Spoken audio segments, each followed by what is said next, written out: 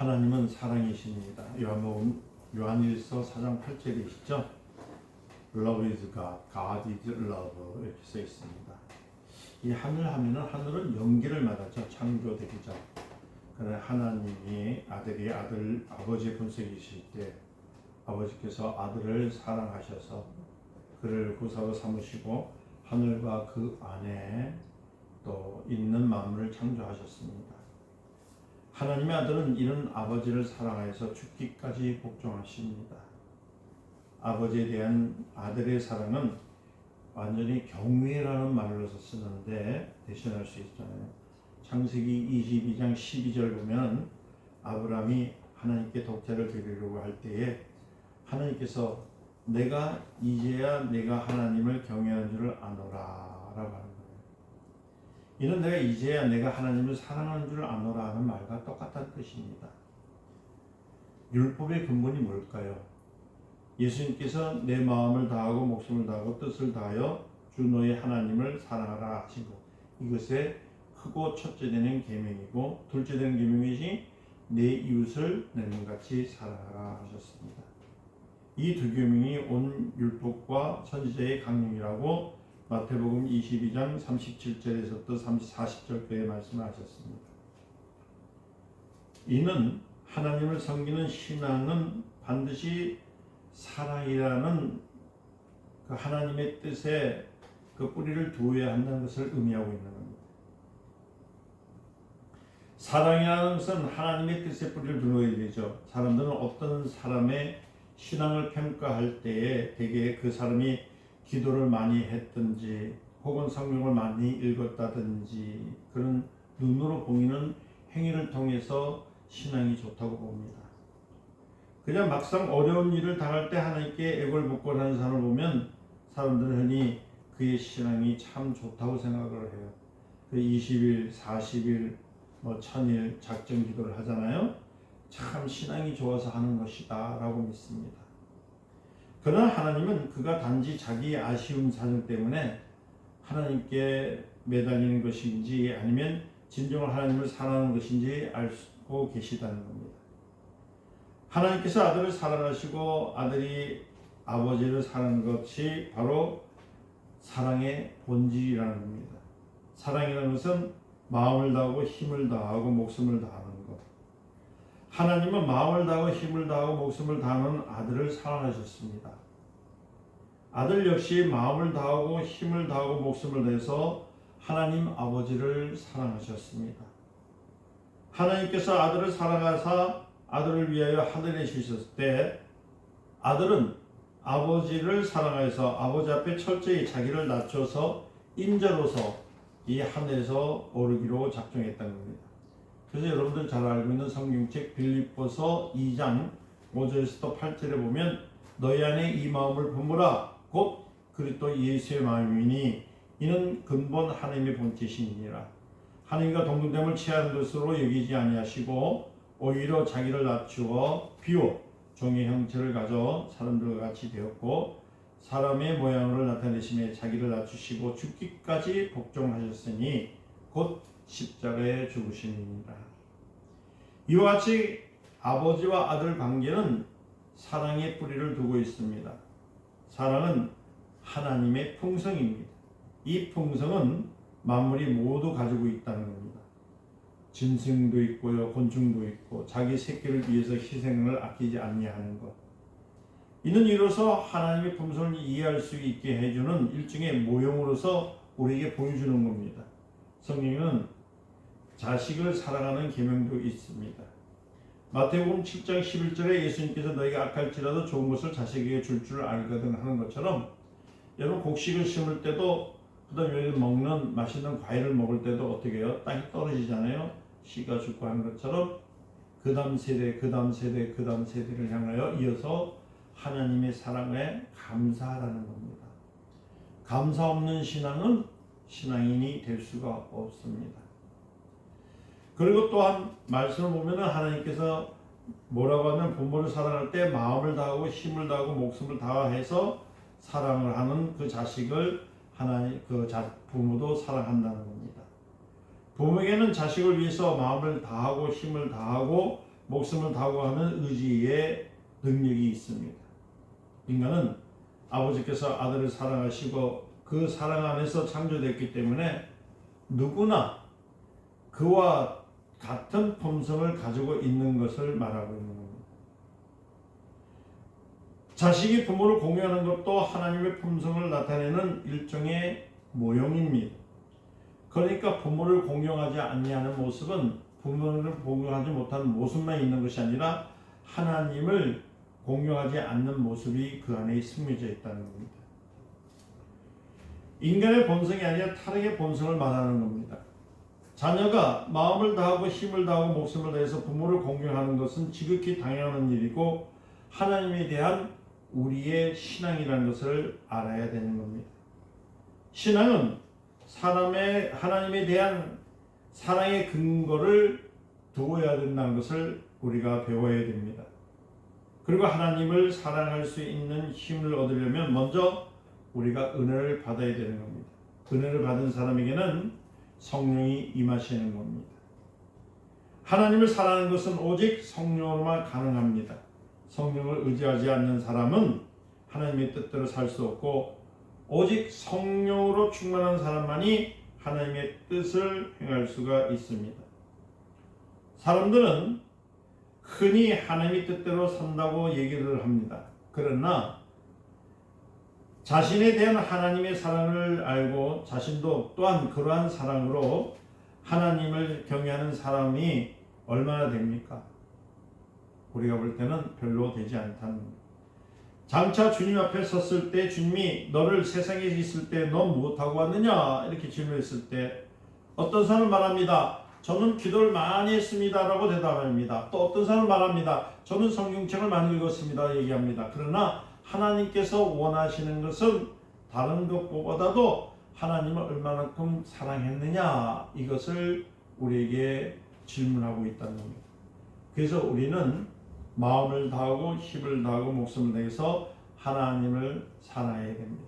하나님을 사랑할 수 있는 것은 예수 그리스도 안에 들어갈 수 있다는 겁니다. 그래서 요한복음 14장 10절에 예수님께서 아버지께서 내 안에 계시고 나는 아버지 안에 계시다고 한 것처럼 우리는 주님 안에 있어야 되는 겁니다. 사람들은 이 말을 물리적인 생각을 하려고 생각하기 때문에 자꾸만 아버지가 어떻게 아들 안에 들어갈 수 있느냐고 반문합니다. 그러나 아버지가 내 안에 계시다는 말은 아버지 나를 사랑하시는 사랑을 내가 알고 있다는 얘기입니다. 그러니까 하나님의 사랑이 얼마나 큰지를 알고 있다는 우리의 대답이라는 겁니다. 요한복음 20장 17절을 보니까 또한 막달리 마리아가 부활하신 예수님 몸을 만지려 할 때에 예수님께서 뭐라고 하냐면 나를 만지지 말라 그러셨어요. 내가 아직 아버지께로 올라가지 못했노라고 말씀하신 것처럼 이 말씀에 많은 사람들이 집착을 합니다. 사람들은 예수님께서 부활하신 후에 하늘에 올라가신 것이 아니라 다시 아버지 품속으로 들어갔다고 하는 것으로 봅니다. 참 혼란스러운 일들을 생각하고 있습니다. 그러나 하늘은 아버지가 아들을 위해서 만들어주신 피조계입니다.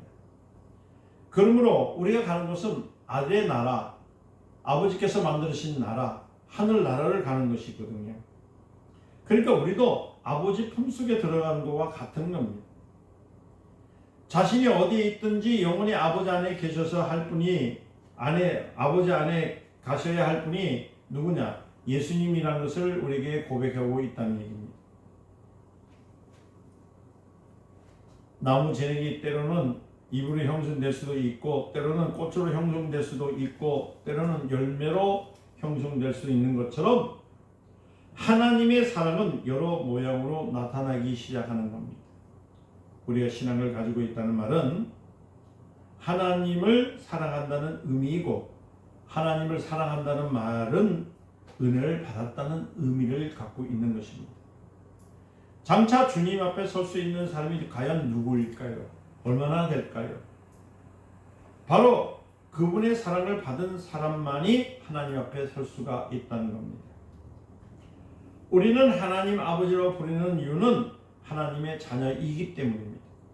우리가 하나님의 자녀임을 인정하는 것은 마음을 다하고 힘을 다하고 목숨을 다하여서 자식을 사랑하는 부모의 사랑을 뜨겁게 맞이할 수 있는 사람들, 우리가 하나님으로부터 받고 있음을 시인하는 것이라고 생각합니다. 그런데 사람들은 자신이 하나님의 자녀라는 말을 하면서 장차 사업이 어려움이 겪거나 아니면 생활이 궁핍해지면 하나님의 사랑이 어디 있냐고 의심하기 시작합니다. 그리고 하나님이 자기를 버렸다고 생각을 합니다. 그러나 하나님은 결코 우리를 버리지 않습니다. 우리는 육신의 빈곤한 것과 어려움이 있을지라도 영혼만은 하나님의 사랑을 받고 있어야 한다는 것을 우리가 깨달아야 됩니다. 누구나 세상을 떠난다는 소식을 들으면 저는 그 사람이 과연 하나님의 사랑을 받고 죽었을까 생각을 합니다. 왜냐하면 육신이 있는 동안에 하나님의 사랑을 받지 못한다면 다시는 은혜를 받을 수 없는 기회가 없기 때문입니다. 그러나 안타깝게도 사람들은 육신이 있는 동안 육신을 성공시키려고 노력할 뿐 도무지 하나님과 관계를 성공시키는 데는 관심을 갖지 않습니다. 육신이 있는 동안에 은혜를 받지 못한 사람에게 남아있는 것은 바로 공의의 심판뿐이라는 것을 알아야 됩니다. 히브리서 10장 31절에 살아계신 하나님의 손에 빠져도 들어가는 것이 무서울진저라고 생각했습니다. 하나님께서 홍수로 인해 인류를 심판하실 때 노아의 식구 8명밖에 아무도 구원받지 못했습니다. 당시 세상에는 방법 없는 갓난 아이도 있었고 죄가 많은 사람도 있었고 인품이 많은 사람도 있었습니다. 그러나 그들 모두가 하나같이 물에 빠져 발버둥 치다가 숨을 거두게 되었습니다. 긍휼이 없는 사람은 심판이라는 무서운 결과밖에 없습니다. 우리는 이 땅에 있는 동안에 은혜를 받아야 됩니다. 당장 숨을 거둘지라도 먼저 은혜를 받고 충만해서 세상을 떠나면 하나님 나라에 갈 수가 있다는 겁니다. 에베소서 1장 3절에서 5절 보기에 뭐라 그랬냐면 찬송하리로다 하나님 곧 우리 주 예수 그리스도의 아버지께서 그리스도 안에서 하늘에 속한 모든 신령한 복으로 우리에게 복을 주시되 곧 창세전에 그리스도 안에 우리를 택하사 우리 사랑 안에서 그 안에 거룩하고 흠이 없게 하시려고 그 기쁘신 뜻대로 우리를 정하사 예수 그리스도로 말미암아 자기의 아들이 되게 하려 하셨느니라. 우리는 과연 자기가 하나님의 사랑을 받고 있는 자녀인 것을 확정하고 있는지를 생각해 봐야 됩니다. 제자들이 천국에서 가장 누가 큰지를 변별하였을 때에 예수님께서 한 아이를 불렀습니다. 그 진실로 너에게 이르노니 너희가 돌이켜 어린아이와 같이 하려면 결단코 천국에 들어갈 수 없다. 오늘 읽으신 말씀입니다. 그러므로 누구든지 어린아이와 같이 자기를 낮춰야 됩니다. 그가 천국에서 크다 생각을 하는 겁니다. 또 누구든지 내 이름으로 이런 어린아이 하나를 영접하면 곧 나를 영접함이라 했습니다. 누구든지 나를 믿는 이 소자 중 하나를 실족케 하면 차라리 연자 몇 돌을 그 목에 매달리고 목에 달리우고 깊이 바다에 빠뜨리라고 나와 있습니다. 실족케 하는 일이 무엇입니까? 잃어버리게 하는 겁니다. 떠나가게 하는 겁니다. 예수를 믿다가 예수를 알지 못하게 만드는 일들을 말하는 겁니다. 그러나 이런 일들이 없을 수는 없습니다. 오늘 성경에 있는 것처럼 있을 수는 있지만은 그냥 실족케 하는 그 사람에게 화가 있는데 어떻게 화가 있느냐? 그건 하나님의 심판 때에서 일어납니다. 만일 내 손이나 내 발이 너를 범죄케 하거든 찍어버리라. 붉으나 짧은 바위로 영생에 들어가는 것이 두 손과 두 발로 가지고 영원한 불에 던지는 것보다 나으리라. 만일 내 눈이 너를 범죄하거든 빼어버리라. 내 눈으로 영생에 들어가는 것이 두 눈을 가지고 지옥불에 던지는 것보다 나으리라. 마태복음 18장 3절에서 9절에 말씀하시잖아요. 예수님께서 어린아이를 통해서 아버지 앞에서 자기 마음을 형성하셨다는 겁니다. 너희가 어린아이와 같이 되어야 한다라는 말은 너희가 아버지 앞에서 가진 내 마음을 보여주라는 거예요. 본보여주라는 거예요. 그러니까 여러분 삶을 살 때에 그냥 사지 마시고, 여러분 힘들어 사지 마시고, 아프면 아프다고, 고마우면 고맙다고, 여러분 배가 부르면 배가 부르다고 하나님께 하세요. 그래서 매 순간순간마다 여러분들 기도하시는 이유가 그냥 형식적인 기도가 아니라 살아계신 하나님, 영원하신 하나님 앞에 내가 하나님을 사랑합니다는 고백이 숨어져 있다는 사실을 믿고 매일매일 주의 이름을 부르시기를 주의 이름으로 간절히 축원드립니다. 그래서 빌립보서 오늘 읽었던 거 보니까 2장 5절에서 8절에 너희는 어떤 마음을 품으라? 이 마음을 품으라. 바로 예수 그리스도의 마음. 그 마음은 하나님을 사랑하는 마음. 아멘. 어린아이 특성 뭡니까? 어린아이는요, 잘 놀다가도요, 엄마가 시야에서 사라지면 갑자기 불안해집니다. 엄마가 없으면요, 슬퍼합니다. 막 웁니다. 엄마 품속에 들면요, 그만 그 울음을 그치는 것처럼 여러분들이 이 세상에 살아갈 때에 환난, 핍박, 어려움, 고통이 있을 때 예수의 품으로 들어가시기를 주의 이름으로 축원드립니다. 주여 나를 품어 주시옵소서. 나를 안아 주시옵소서. 그럼 우리 주님은 그 넓은 품으로서 여러분들 고난 속에서 여러분을 건져주시고, 가난 속에서 여러분들을 건져주시고, 병맛 속에서 여러분들을 건져주시는 하나님의 역사가 있음을 믿으시기를 바랍니다. 그래서 요한복음 19장 10절에 예수님께서 십자가 달리시기 전에 빌라도는 내가 너를 놓을 권세도 있고 십자가에 못 박을 권세도 있는 줄 알지 못하냐 말할 때에 이때 예수님께서 빌라도를 의지하지 않습니다. 그리고 예수님은 바로 히브리서 5장 10절 말씀하신 것처럼 육체에 계실 때 자기의 죽음에 대해서 능히 구원하실 이에 대해서 심한 통곡을 한 것처럼 하나님 앞에 붙들려 됐던 겁니다. 그때 하나님을 경외하는 마음으로서 갔다는 겁니다. 그 경외했다는 말은 뭡니까? 들으셨단 말이거든요. 아버지를 사랑했다는 마음과 똑같은 의미예요. 하나님을 사랑하는 마음으로 울었다는 얘기예요. 예수님께서 아버지가 아니면 자식을 사랑할 수 없다는 것을 아시고 아주 아버지만 의지했다는 것, 전적으로 의지했다는 것, 신뢰했다는 사실. 우리도 이 땅에서는 하나님을 전적으로 신뢰해야 됩니다. 그래서 예수님께서 우리에게 말씀하시기를 어린아이와 같이 되지 않으면 하는 말은 우리도 예수 그리스도의 마음을 가지고 하나님을 사랑해야 된다는 의미로 말씀하고 있는 겁니다. 또 마가복음 14장 36절에 예수 그리스도의 그의 마음은 겟세마네 동산에서 아버지여 나의 원대로 마옵시고 아버지의 원대로 하옵소서 부르짖었던 그 기도 속에 모든 것이 담겨져 있다는 겁니다. 마태복음 12장 50절에 보면은 모친과 형제들 앞에서 누구든지 하늘에 계신 내 아버지의 뜻대로 하는 자가 내 형제요 내 자매요 모친이라 말씀하신 것처럼 주님의 마음속에 오직 하나님에 대한 사랑이 가득 찰 때에 하나님의 사랑 속에 있다는 것입니다. 그것이 바로 우리의 신앙입니다. 우리의 믿어야 할 본분이 그 안에 있다는 겁니다. 하나님의 사랑. 사람은 자기를 가지고 있는 모든 각종 문제를 가지고 하나님 옆에 나와서 아쉬움을 토로합니다. 어떤 사람은 길 가다 쓰러졌다고 울고요. 어떤 사람은 차를 놓쳐서 울고요. 어떤 사람은 가난하다고 울고요. 모든 걸 보면은 자기 속사정을 한탄하기 위해서, 호소하기 위해서 하나님 앞에 갑니다. 물론 사람이 처음 하나님 앞에 나올 때 누구나 자기의 문제를 해결하려는 마음을 가지고 있습니다. 그러나 일단 우리에게 아들을 보내신 것은 하나님의 사랑을 깨달은 후에 설령 육신의 일이 뜻대로 되지 않을지라도 오직 하나님만을 사랑하는 예수의 마음을 갖기를 원하시는 하나님의 역사입니다.